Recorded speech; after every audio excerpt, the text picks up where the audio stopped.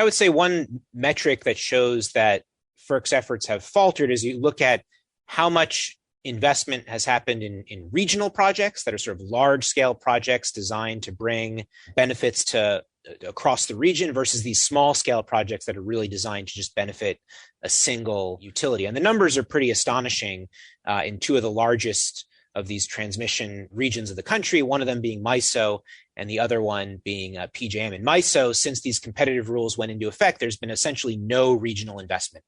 So that's spanning about 7 years or so now.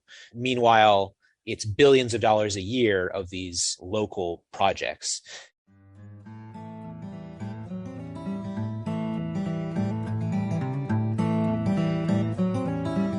If you've heard of transmission lines in the context of clean energy, it's probably a complaint about not in my backyard or NIMBY opposition to the large steel towers and wires that carry electricity long distances. However, utilities themselves have as much to do with the barriers to expanding the electricity grid. And like with rooftop solar, the exercise of monopoly power has much to do with the problem. Ari Peskoe is the director of the Electricity Law Initiative at the Harvard Law School Environmental and Energy Law Program and author of a new paper, Is the Utility Transmission Syndicate Forever? He joined me in December 2021 to talk about the battle to overcome monopoly utility opposition to making transmission line planning and construction more competitive and more cost-effective.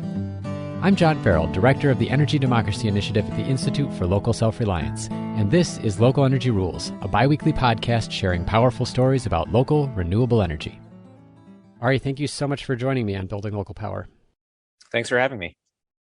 So I feel like this is a really timely conversation with the passage of the federal infrastructure bill, which does include money for high voltage electricity transmission lines. There might be other ordinary folks who would be curious, since John Oliver on his show Last Week Tonight recently did a segment on the power grid, and he argued that we need long distance transmission to connect some of the best renewable energy sources, wind and solar, to all parts of the country.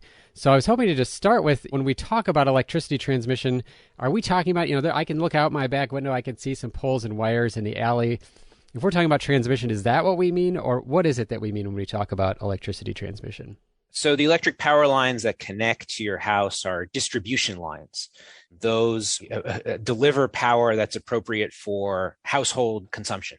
Transmission lines are interstate in nature. They are, just as a physical matter, much taller. They're typically held up by large steel structures.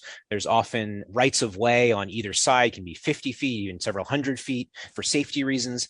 And the fundamental purpose is to connect large scale power plants, whether generating power with coal or wind or gas or anything else, which is where almost all of our electricity comes from, to connect those large-scale power plants to our local utility distribution system. So that's what we mean when we talk about transmission. It's the interstate system that moves large amounts of power around the country. You recently drafted a journal article that provides really extensive documentation about what I'm calling a monopoly problem in the transmission sector with these high-powered, high-voltage transmission lines. The title is Great is the Utility Transmission Syndicate Forever. I found it fascinating, perhaps most of all because in 15 years of working in the energy sector, I'd always heard that the biggest barrier to expanding electricity transmission was so-called NIMBYs, not in my backyard folks who were like, we don't like how it affects our view. We don't like that it's going to take up our land. But you really highlight a very different problem, which is the power of the utility companies who own the transmission lines over the planning process to do high voltage transmission lines. I was hoping maybe you could start with a little bit of history here. Before 1935, so we're jumping back 100 years, utilities really had complete power over their power lines. So it allowed them to prevent competition from other power producers or access from other utilities, such as municipal and cooperative utilities. But in response to some of the monopoly abuses of the industry back then, Congress took some action. Can you talk a little bit about what Congress tried to do, 100 years ago with the first regulations, I guess, or laws about power lines, and were they successful? So prior to 1935, privately owned utilities, which we call investor-owned utilities or IOUs, were regulated by state commissions, and there was no federal authority to regulate those companies. Congress in 1935 passed the Public Utility Act. And there were basically two reasons for it, and sort of two major regulatory agencies in DC were involved in implementing it.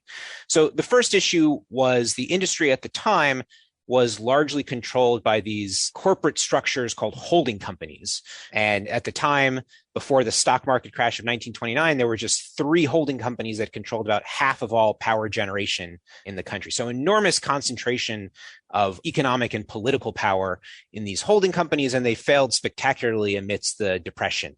And so one thing that Congress wanted to do was address these corporate structures. And what it did was it put the SEC, the Securities and Exchange Commission, in charge of regulating utility corporate structures. And it effectively outlawed non-contiguous utilities. So one company was not allowed to own, say, utility companies in different states. So that was one part of this act. The second part of the act was to put the interstate service and transactions of these IOUs under federal regulation.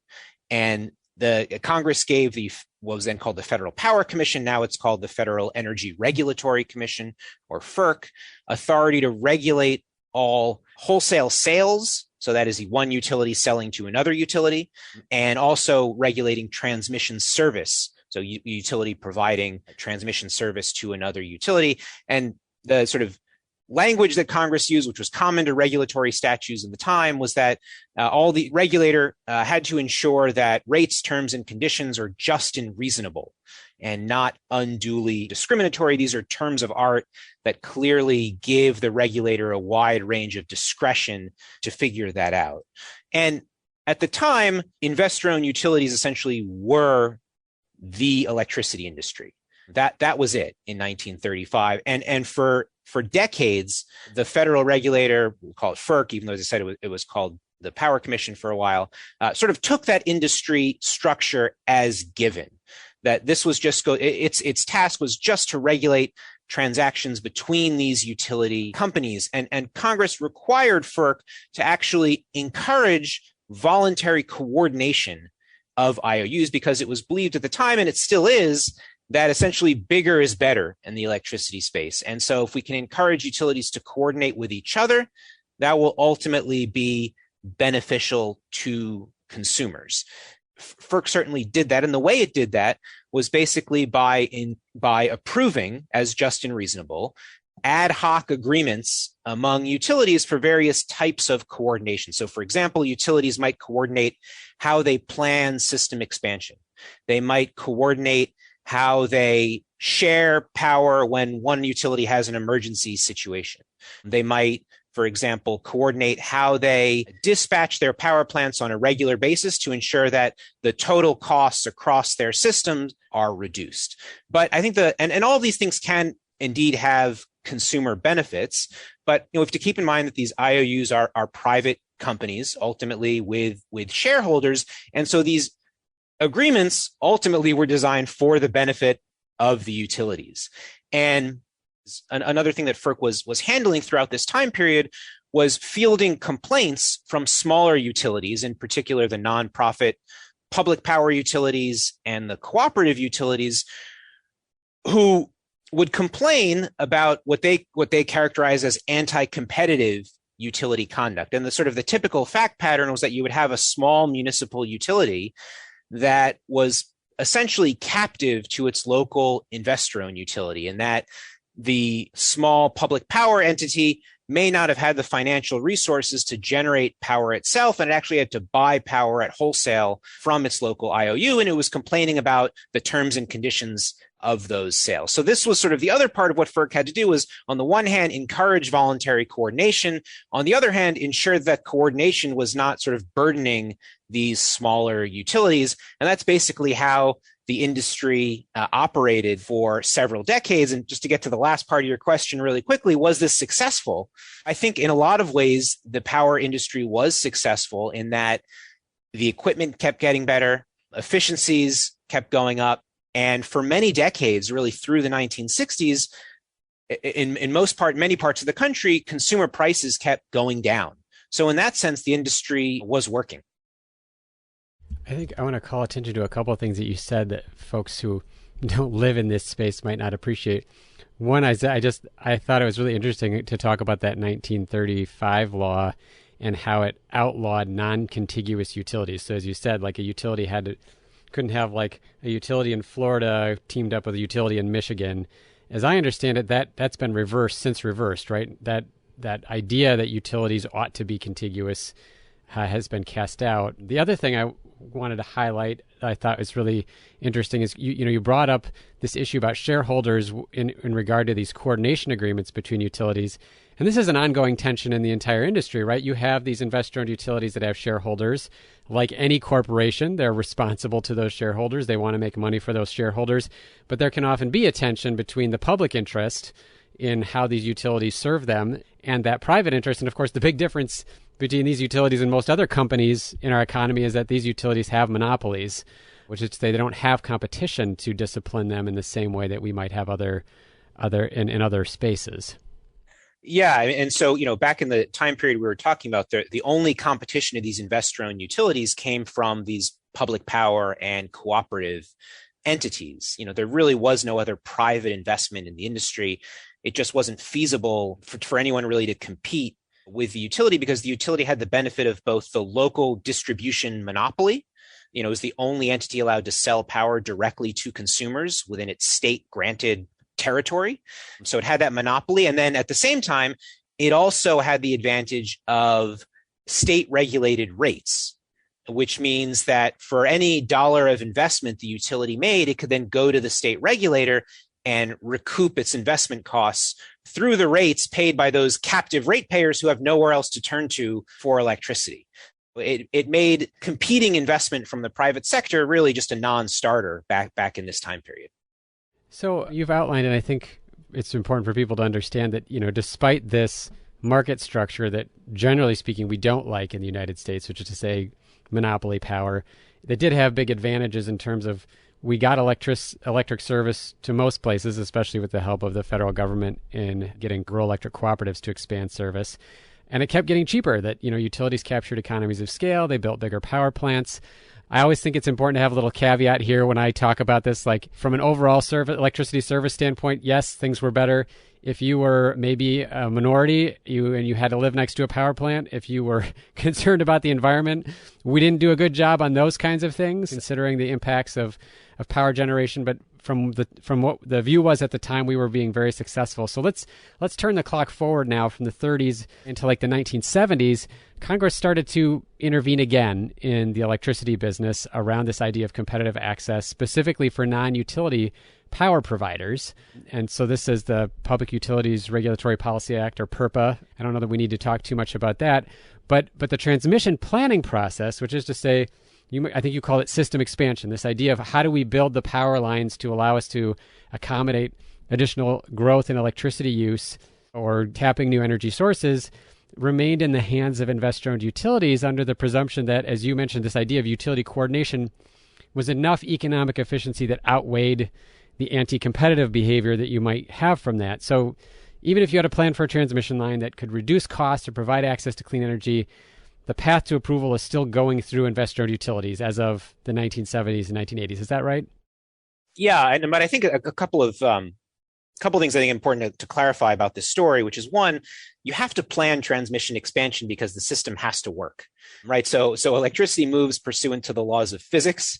And if you're going to add either a power plant or a new transmission line, you just have to do it through a process, a planning process that ensures the system is going to stay operating within the physical parameters that it needs to. The second thing I would say is that, again, even with that change in law that required utilities to buy power from certain types of competing power plants, it was still an industry continued to be dominated by these IOUs. And so again, there was really no thought that anybody would just come along and want to just build a transmission line. You would build a transmission line to connect to a new power plant. That was really what transmission planning was, is that it followed generation expansion.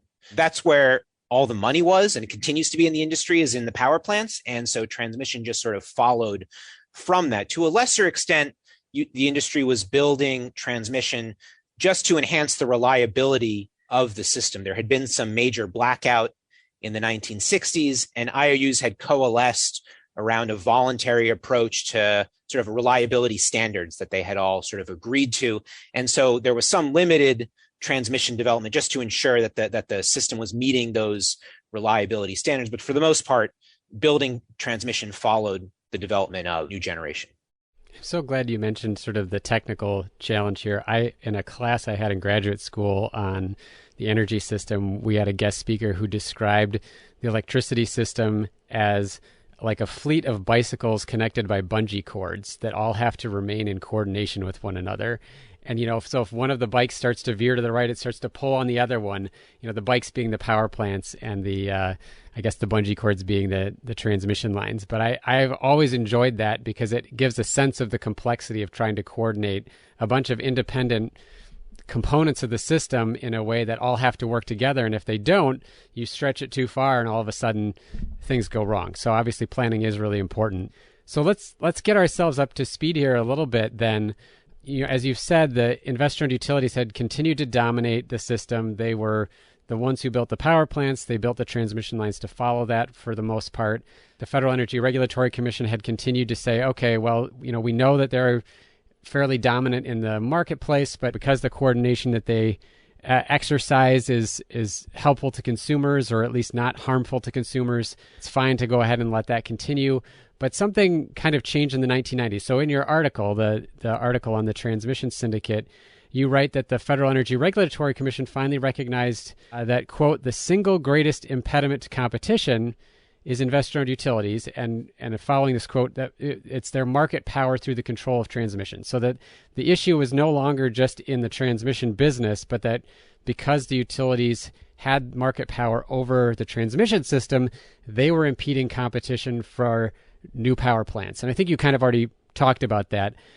I'm going to try to ask you to get in the weeds without getting too much in the weeds here, I guess. But there were 4 major orders from the Federal Energy Regulatory Commission that you describe in your piece starting in the late 1990s.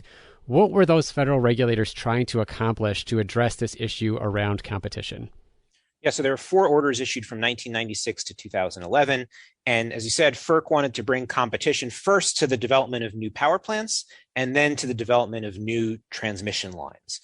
Transmission is so much more than just the wires that connect power plants to utility distribution systems. Control over transmission is strategic control over the industry. And I say that because the fundamental job, I really like your bike analogy. And the fundamental job of the transmission operator is to ensure that supply and demand remain in balance, so that the amount of power being generated at these power plants roughly equals the amount of power that consumers are demanding at that moment in time. So therefore, the job of the transmission operator is to determine which power plants should be producing power at this moment and how much power they should be producing. So you think about the competitive implications of that. If you're the transmission operator, you get to tell which power plants get to turn on. And so if you own the transmission and you own the power plants, well, you're going to have a natural inclination to prefer your own power plants over power plants owned by your competitors. So the first set of things that FERC tried to do was ensure that the transmission owners provided comparable service to every power plant owner.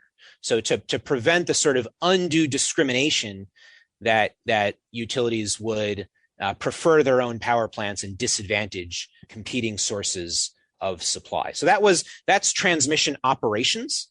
And that's sort of step one to ensuring that competition is even feasible at all.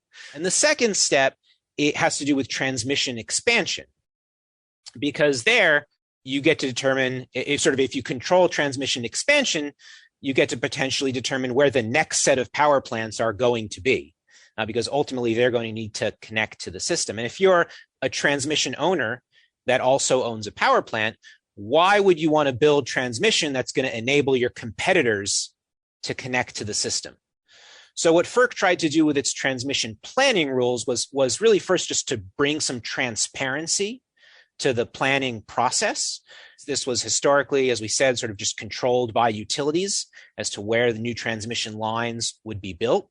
So the idea was to try to bring more voices into that process. I think you unfortunately only get so far with transparency. So the next step that FERC took was actually requiring that certain transmission projects be developed through competitive processes, basically eliminating what was called the right of first refusal for the utility to build any new project that happened to overlap with its traditional retail service territory. So those are the two main areas, was transmission operations and transmission planning, with the goal of bringing competition into the industry.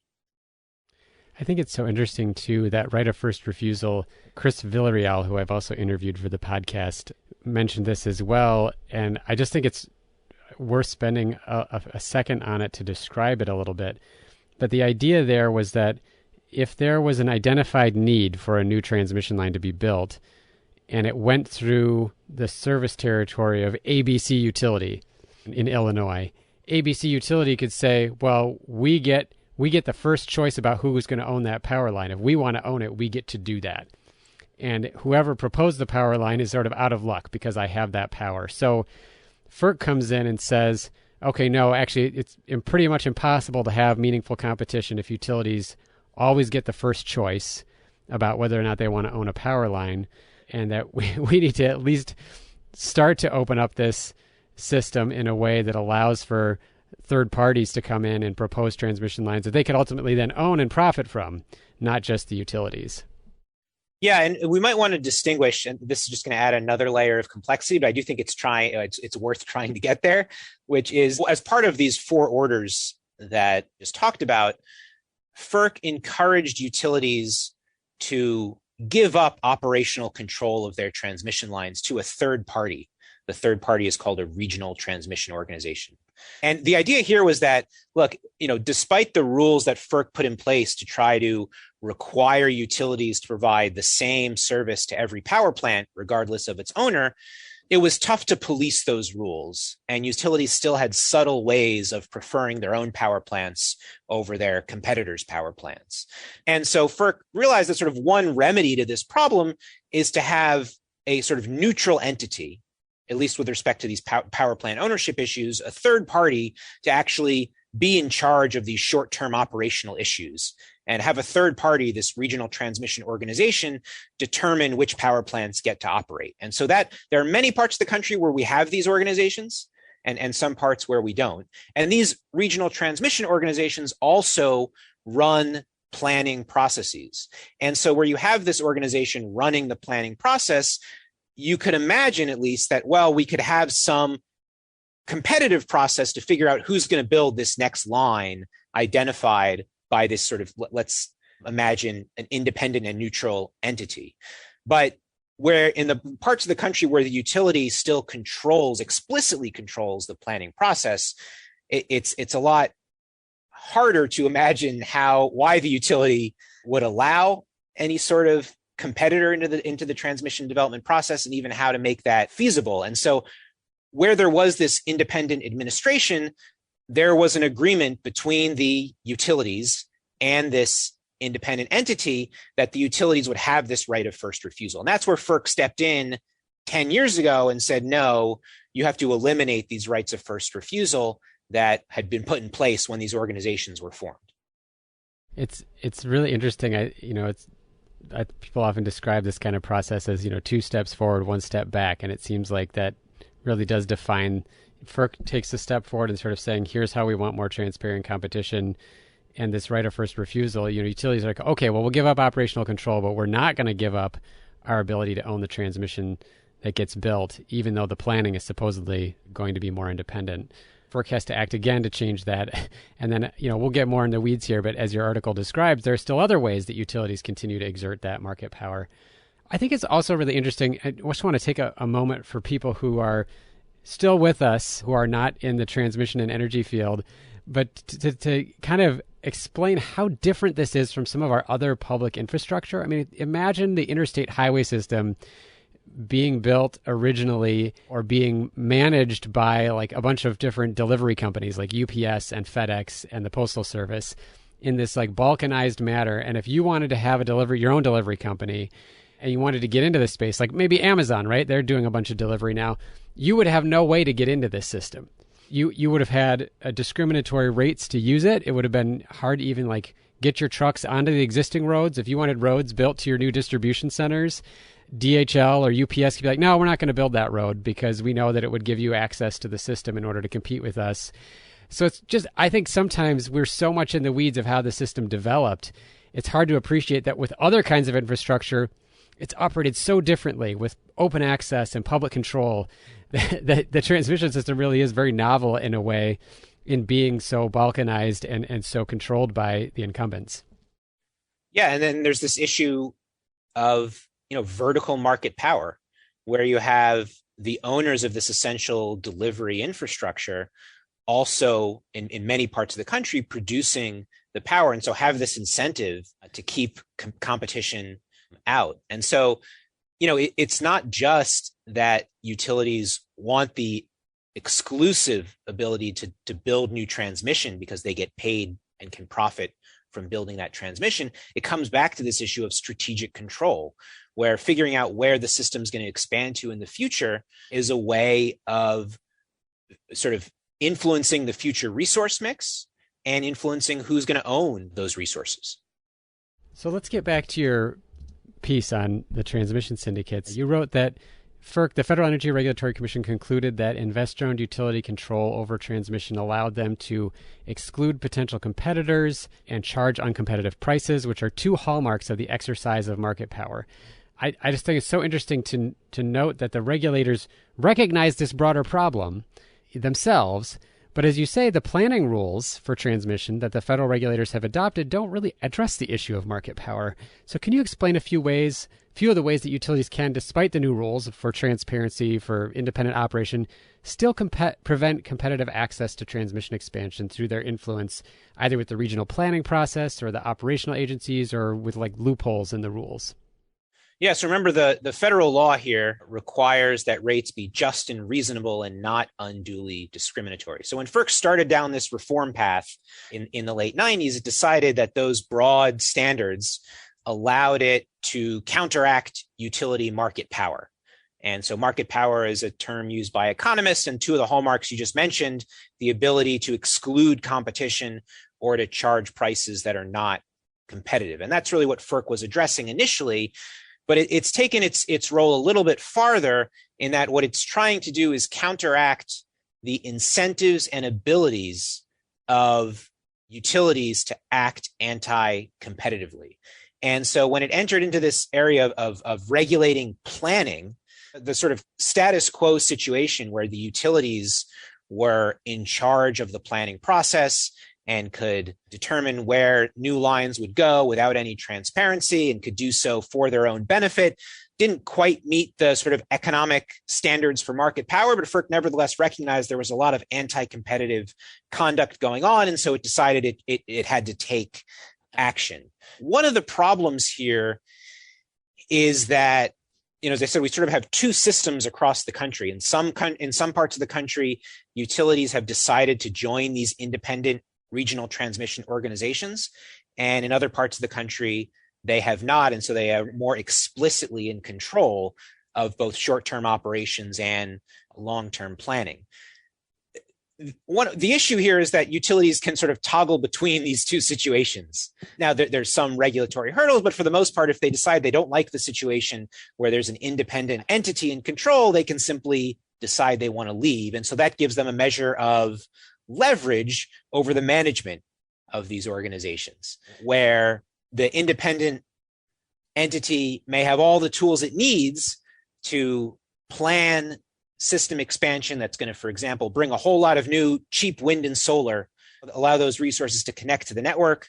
But if those new resources undermine the generation of the utility, well, the utility may have some subtle means through the various planning processes to push back against the development of that infrastructure.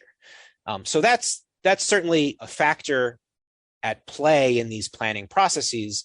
The other issue is that FERC only required competition for a limited set of regional lines, and regional lines are typically lines that span multiple utility service territories. So the utilities continues to be able to build smaller scale projects within its state granted service territory without any competition and with very little oversight. And so that gives it an incentive to prefer those small scale projects over larger projects that may be subject to competition. I think there's a couple of interesting examples of this. One was not in your paper, but I came across independently, was that Energ, the utility serving New Orleans and much of Louisiana, which recently had a fairly significant outage due to a hurricane, is part of a regional transmission organization. But as I understand it, deliberately joined one with which it has minimum connection, the Midwest Independent System Operator. I think if I understood this correctly, there's about like 1 or 2 transmission lines that connect them to that broader system. Whereas if they had joined either ERCOT or the Southern Power Pool, another regional operator, there might have been as many as 14 different interconnections. So that what it sounded like is that they sort of strategically chose, let's get ourselves into a regional organization, but let's do it with one that won't have a significant operational control over the kinds of stuff that we do, because we know that they have a minimal connection. Yeah, the background to the Energ story is that before they joined MISO, they were under investigation by the U.S. Department of Justice for possible antitrust violations due to the anti-competitive way they operated their transmission system. They were, allegedly using various subtle means of blocking competition, or, the extent there was competition, basically neutralizing it by the way they ran the transmission system. And so they were basically faced a choice between MISO and the Southwest Power Pool, or SPP, and the allegation is that they joined MISO because they would essentially be an island within MISO, and so technically would be a member, and they did that to get DOJ off their backs, and it worked, but they're not really fully integrated into the interstate market the way most utilities are, and I would add that obviously they dispute many aspects of the story we've just said. Fair enough. The other example I thought might be interesting to surface was from your article, just to the issue about utilities being able to build the smaller local transmission lines without FERC oversight, and then therefore the resulting rules about competition. I think it was in the Northeast that you talked about that there was an exception, or maybe in the Mid-Atlantic, there was an exception for power lines that were sort of urgently needed for reliability, and that all of a sudden there's been this big spike in the need to build reliability-related smaller scale transmission because of that being a loophole. Yeah, so one example of this playing out is in the New England region, where once this FERC rule went into effect requiring competition, one of the carve-outs was for projects that the system administrator, the system operator, decided were needed quickly, and all 31 projects developed in the time frame, I think from 2014 to 2019, were these immediate needs projects, which tells you one of two things. Either the utilities are withholding information in a strategic way in order to effectively create these emergencies that then have to be solved without competition, or the planning process is just broken, because the hallmark of an effective planning process should be you're avoiding emergencies, not constantly running into them. And then finally in 2020, they held the New England transmission operator held its first competitive process, finally.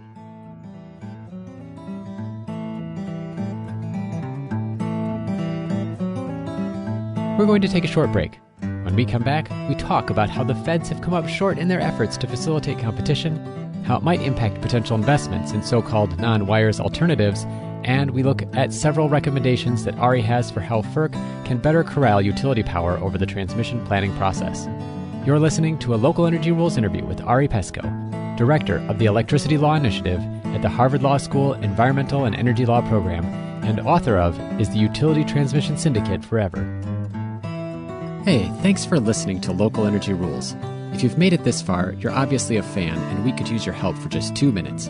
As you've probably noticed, we don't have any corporate sponsors or ads for any of our podcasts. The reason is that our mission at ILSR is to reinvigorate democracy by decentralizing economic power. Instead, we rely on you, our listeners. Your donations not only underwrite this podcast, but also help us produce all of the research and resources that we make available on our website, and all of the technical assistance we provide to grassroots organizations. Every year, ILSR's small staff helps hundreds of communities challenge monopoly power directly and rebuild their local economies. So please take a minute and go to ilsr.org and click on the donate button. And if making a donation isn't something you can do, please consider helping us in other ways. You can help other folks find this podcast by telling them about it, or by giving it a review on iTunes, Stitcher, or wherever you get your podcasts. The more ratings from listeners like you, the more folks can find this podcast and ILSR's other podcasts, Community Broadband Bits, and Building Local Power. Thanks again for listening. Now, back to the program. So we've kind of talked about this already, but maybe can get a little bit more better understanding of the impact. So FERC's efforts at, as we just talked about in these two examples, have faltered somewhat, with utilities being able to evade competitive processes.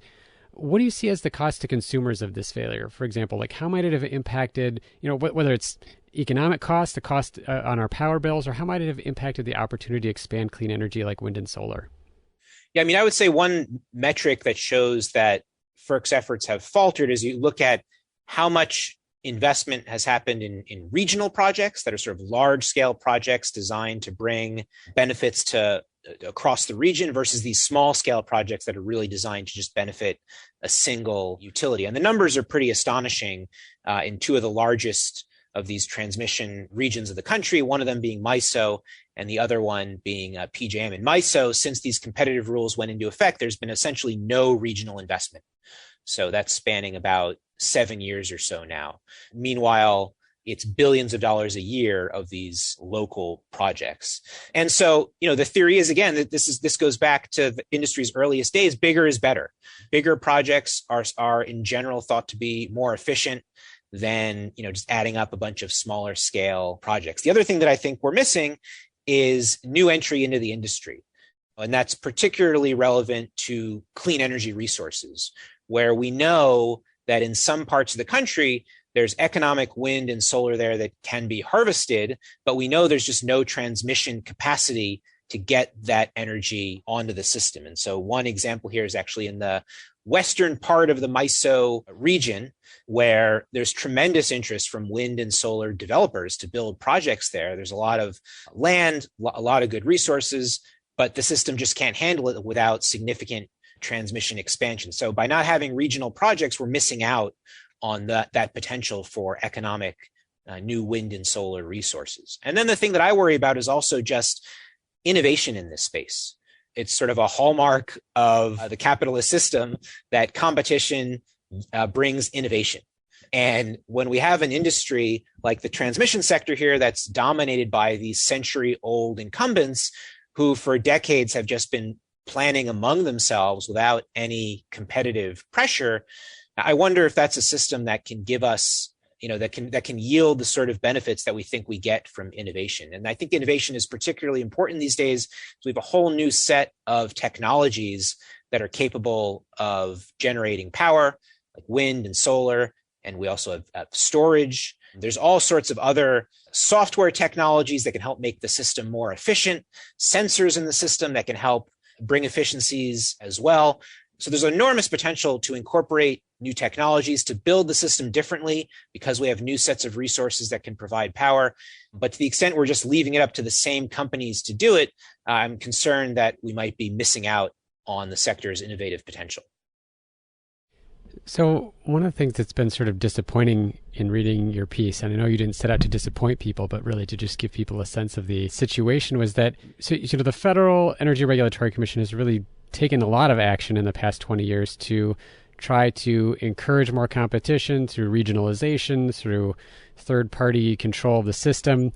On the other hand, most utilities are regulated at the state level, and it turns out that states have unfortunately been rather complicit in helping investor-owned utilities avoid competition despite the federal authority over transmission. Can you explain some of the way the states are continuing to shield utilities from transmission competition, even when FERC is encouraging the market to go the other way?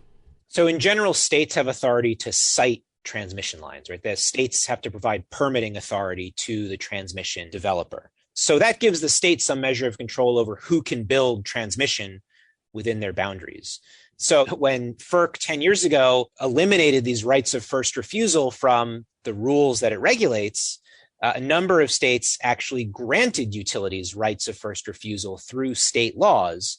So for example, in Minnesota, in 2012, I think it was, the legislature passed a law that said any new transmission line that's planned by MISO in Minnesota what will be built essentially by the utility that owns the connecting infrastructure to that new line.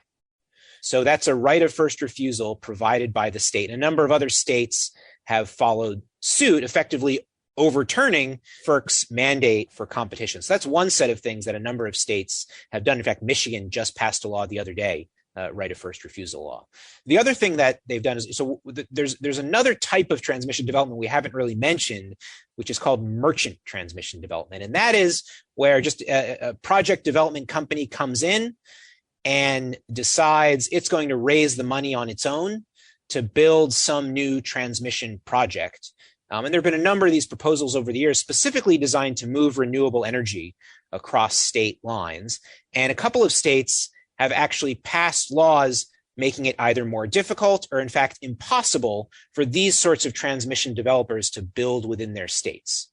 So effectively saying, well, we actually like the utility monopoly model for building transmission, and that's the only entity that's going to be able to build transmission in our state. And then I'd say the last piece of it is that, again, since they control the siting process, even without these sort of special new laws, the state regulators that make these siting decisions can, prefer utility projects. And sometimes this can be not necessarily, regulators don't necessarily have anti-competitive motivations. They just might be used to reviewing a particular type of project proposed by a utility. And when some new entity comes in and proposes a project, it may just sort of be difficult for the regulator to analyze this new type of project based on the precedent that regulator uses to evaluate these siting applications. So really, I think the utility has a lot of both explicit and implicit advantages sometimes in some state siting processes.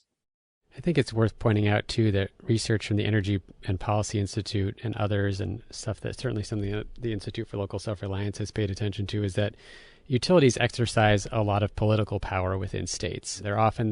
Utilities are often the largest contributor to legislative campaigns of any entity at the state level. They've got a lot of lobbyists, a lot of technical expertise. It's hard, there's sort of an asymmetry of information when it comes to how the grid works. The utilities can often talk about reliability in a way a legislator simply won't understand. Or even a utility commissioner, as we've found so often is the case, that utility commissioners might come out of some part of the industry or background, but not really understand some of the technical nature. So it's really a challenging problem when utilities are able to exercise that power at the state level and in a way that can circumvent the regulations at the federal level. Yeah, there's a quote that I really like that I heard from Representative Phil Sharp, who was a long-term congressman who's very important in energy issues in the 70s and 80s and 90s. He had a utility executive come meet with him one day and tell him, reliability is the last refuge of scoundrels. And that was getting at the idea that if the utility doesn't like some regulatory proposal that's going to enable competition, it says, oh no, we can't do that because it's going to jeopardize reliability. And utilities have gone a long way with that argument in reducing competition. It's now clear that competition in power generation is not a reliability threat. We're well past that in this country. We understand that third-party non-utilities can develop power plants and it's perfectly reliable. And we're now at that point with transmission development as well. But nonetheless, utilities will wield these reliability arguments in state legislatures, in particular, to get some of these anti-competitive laws passed. Remind me someday we can talk about distributed solar and its threat to reliability, according to the utilities, but let's not go there now.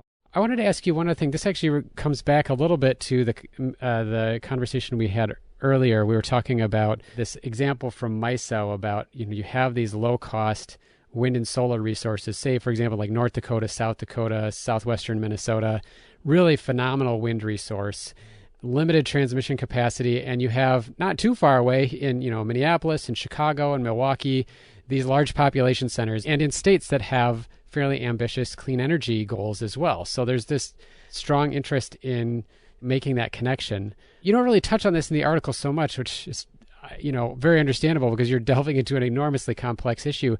I'm curious, though, if you have a sense about how these sort of broken transmission planning process impacts consideration of what are called non-wires alternatives. So for example, like using batteries and solar to meet the needs of the electricity system instead of new high voltage power lines. Just for some context on this question, recent studies by the grid modeling outfit Vibrant Clean Energy are suggesting that there are substantially lower costs to build a clean energy grid system by including more local energy production. They actually had a Minnesota model that they did before some of their national studies. And when they looked at getting 50% of the electricity for the state from distributed clean energy resources, things like rooftop solar, it was among the most cost-effective strategies for a cleaner electricity system. So one of my questions is how much transmission do we actually need? And are we able to answer that question given the state of our current transmission planning process? Yeah, so I hesitate to dive into a non-legal question, but I'll say a few things anyway. I think decarbonizing our electricity system is going to require an enormous amount of investment. So we're at the point right now, I think where in general, we need all of it still. And, we are in a world of, I suppose, limited resources. So we do have to make choices, but I sort of don't like to pit clean distributed resources versus large scale clean resources against each other. But getting back to the issue of sort of how do non-wires alternatives play into the planning process, FERC does require that transmission planners consider these non-wires alternatives to solving whatever, if it's a reliability challenge or whatever the issue might be in the planning process. That really has not been successful to this point. Part of it may just be sort of institutional competence and bias, right? If you're asking a bunch of transmission planners to solve a problem, they're going to come up with a transmission solution. So, but the technology is changing here rapidly. As I mentioned, it's not just rooftop solar and batteries that can solve some of these problems. We also have, as I said, sensors and softwares that can optimize the system more effectively and potentially obviate the need for new lines. And FERC has a process right now to figure out how do we align the incentives with deployment of these low-cost solutions. So it's a regulatory challenge on multiple levels, and FERC has a couple of balls in the air, several balls in the air right now with regard to transmission planning, with regard to these non-wires alternatives, with regard to incentives for deploying them to try to figure this out. But it is certainly a challenge. And even if it does figure it out, even if we do figure out a planning regime where these technologies can play a bigger role, I think we're still going to need large scale transmission to connect this sort of massive wind and solar potential that is out there in parts of the country that don't have a lot of people that hopefully we can figure out how to tap into. I think it's interesting that you talk about this issue of expertise at the Federal Energy Regulatory Commission around non-wires things, non-transmission solutions. It reminds me, I went to my doctor recently with a knee injury that I had been getting physical therapy for. And he's like, well, we could do an MRI and you could go talk to a surgeon, but I'm going to tell you this, that a knee surgeon is going to tell you that you're going to need surgery. And he's like, maybe you should just give it a while and see how things pan out. And I think it is so interesting, that issue of expertise. One of my first forays into transmission stuff was an article I think I wrote back in 2010 or 2011 about some of the bonus incentives they were offering for transmission. And I ended up speaking with a commissioner at FERC who reached out to me on a cold call. And I remember him saying that the issue was that they were sort of relying on nonprofit organizations like mine to come and bring some of that expertise into the planning space. That that he recognized that FERC had set the rules to help it happen, but that expertise wasn't necessarily there. And I was frankly appalled at the idea that us on a nonprofit budget would be relied upon to come bring that into that conversation. So it obviously is an issue. It also strikes me that you have a problem, and I don't want to dwell on this too much, but if a utility makes a healthy return on investment for building a transmission line, and there are these cheaper ways to do things, the problem is that how do they get paid then, right? I can totally understand as a utility executive, if I can build $1 billion transmission line and my 10% return on equity gives me $100 million for shareholders, I don't know if I'm going to want to solve the same problem and only have to spend $200 million, even if it's better for everybody else. I mean, I think you're articulating why I think it's so important to have competitive processes here rather than just utility control, because, they shouldn't rely on just nonprofit entities to come in and offer solutions. If we had a competitive process, then for-profit developers that work on DER projects, work on small scale distributed energy resource projects, would have an incentive to participate fully in these planning processes and figure out what the most economical solution is. I mean, hopefully the one that brings more benefits to consumers and not necessarily utility shareholders. So in your piece on the Utility Transmission Syndicate, you offer three ways. I tried to summarize it as three ways. Maybe I didn't count them accurately here because you cover a lot of ground. But three ways that you see that the Federal Energy Regulatory Commission could change transmission planning rules to ensure more competition that could lower costs. I'm going to do my best to cover them. If I do a bad job, you feel free to correct me. One is this issue of independent planning, but making sure that it's entities other than utilities or ones controlled by utilities that are doing the planning. So maybe it's not these regional transmission authorities over which the utilities can still exert so much influence. Maybe it's a third party entirely. So the independent planning was one. Information transparency was the second one you mentioned, that utilities really need to share all the planning information. And we touched on this a little bit when we mentioned those reliability projects in New England, that everything seems to be urgent and a reliability concern, and that maybe utilities aren't being fully transparent to inform the planning process so that not everything has to be done urgently. And then the third thing you mentioned was that presuming that any expense for transmission that is not done in a competitive process, to use this technical term, would be imprudent. So that, in other words, we'd put the burden of proof on the utility to show that costs are reasonable for these non-competitive transmission lines instead of presuming that they are reasonable, as is done today. You note that FERC, they have this monopoly power analysis to support these actions. They have, with the recent appointment, the full 5-member commission ready to go. Maybe this is the continuation of what some nerds on energy Twitter were talking about as the hot FERC summer. Maybe it's the hot FERC winter. Is FERC likely to do this? Do you think they'll take your recommendations? So I mentioned there's several transmission-related proceedings, investigations, rulemaking proceedings open at FERC right now, and all three of these proposals are on the table and supported by a number of entities. I should start on these. So these regional transmission organizations, they are imperfect for the reasons we've already discussed, and that utilities can exert a lot of influence over them. But the fact that these entities exist, that it's no longer exclusively utilities that make decisions at the interstate bulk power level, is probably the most important thing, the most important development in the electricity industry, maybe in 100 years, and just sort of how the system is regulated and how it operates. And I think it would be great if these independent regional transmission organizations were both actually truly independent of their members and also cover the entire country. And FERC tried to expand their reach in 2002, but it faced such political pushback that it had to kill its own initiative.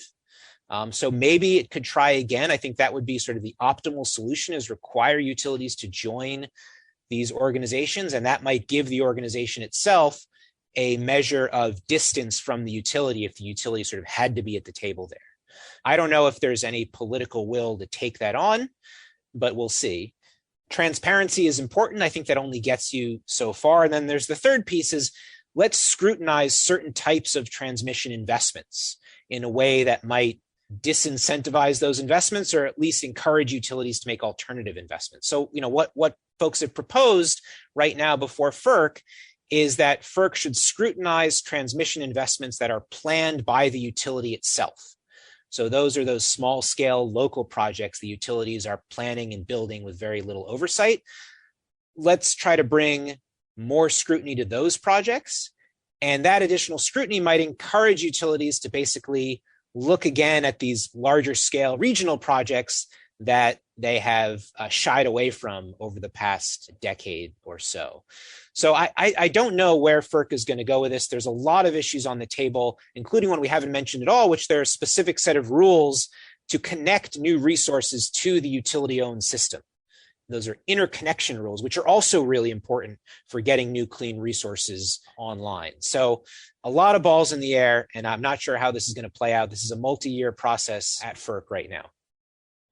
So, Ari, my conclusion from reading your piece is that distributed energy advocates and utility scale clean energy advocates, which have sometimes been at odds, as you acknowledge, actually have a common enemy in utility market power. That in the same way that you see this Save Solar campaign playing out in California right now, and I guess now in Florida as well, a fight over compensation for rooftop solar. We also have this problem with utility market power at the transmission level, that if we want to get clean energy to market, if we want to get that South Dakota wind power to Chicago, if we want to get those resources to the places we need them, that utility market power is a problem. Do you think that's a fair statement? This is my conclusion reading your piece. And I was wondering if that orientation around utility market power, if it was recognized by both sets of advocates, would help us lower the costs and get more of the economic benefits in terms of the move toward clean energy. I agree. I think the problem is utility control and utility interest in maintaining the status quo. Utilities are, I don't think for the most part, are inherently against clean energy, but they want to deploy it at the pace and scale that will benefit them. And so at the distribution level, when we talk about distributed energy resources, the utility clearly owns and controls its local distribution system, subject to state regulation. At the bulk power system, the utility continues to own, for the most part, the transmission system. And there are various FERC rules in place that are designed to attempt to bring competition to that space. But I think we've had some mixed success there. And I do think that it's important to keep the focus on utility control. And I think, if there were political will and political courage to take on that issue head on, I think we could really make significant progress on clean energy, because as long as utilities can still tilt things in their favor, they will continue to do so. I wonder, and I'll just ask you this as a wrap up, and maybe it's me trying to get too expansive here, if there is a connection between the kind of market power thinking that you've been bringing into the utility transmission space and some of the political, to answer this political will question, some of the action that Congress has been taking around the power of tech platforms. You've seen them with this bill to break up Amazon that passed the House. There are some bills being debated in the Senate. If there were recognition, if folks realize that there is this market power that's being exercised in an industry that is not 10 or 20 years old, but that is 100 years old, is there enough of a connection of a legal footing for people to wrap their head around that the two kind of concepts could be rolled together? I think Congress would have to address the electricity industry, I think, separately from these tech platform issues. I think there may very well be some analogies in that the distribution and transmission infrastructure is akin to a platform, because it's the fundamental infrastructure that allows various devices to connect to, and those devices can be provided by third parties and can provide all sorts of energy and services, but they have to be able to compete on a level playing field. I would say just one important distinction, though, and again, I sort of brought this up mockingly before, but reliability is a serious issue. And so, part of this issue of utilities wanting to maintain the status quo is rooted in the importance of reliability. And so there's almost a healthy push and pull here between wanting radical innovation on the one hand, and on the other hand, wanting conservative approaches to ensure that the system still does work, because society really does fundamentally rely on electricity working. I think that's a very astute way to put it. Ari, thank you so much for taking the time to educate me, both with your original article, which was an incredible read for someone who has not been as much focused on the transmission space, but also for joining me today to explain it more fully and the connections to our advocacy work to advance clean energy. Well, thank you so much for having me, and I appreciate your interest in the article. Thank you so much for listening to this episode of Local Energy Rules, discussing transmission syndicates with Ari Peskoe, Director of the Electricity Law Initiative at the Harvard Law School Environmental and Energy Law Program.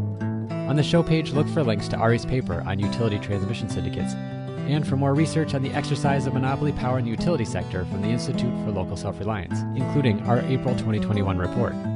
Local Energy Rules is produced by myself and Maria McCoy, with editing provided by audio engineer Drew Birschbach. Tune back into Local Energy Rules every 2 weeks to hear more powerful stories of communities taking on concentrated power to transform the energy system. Until next time, keep your energy local, and thanks for listening.